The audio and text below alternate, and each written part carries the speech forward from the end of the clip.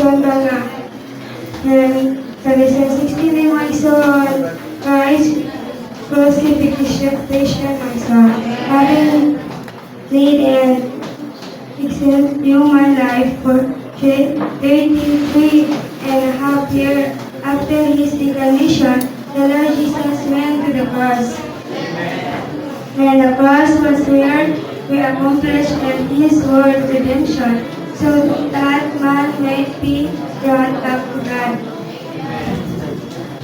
In John 1:21, and when the Lord was eaten, so Jesus proclaimed to the very every beholding the Lamb of God, who take away the sins of the world and we filled from God's righteousness and to require man to pray those sins by the sinning, by giving his life.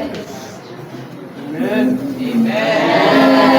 And the Lord was trying to do, as always from the Lord, by Amen. shining out the light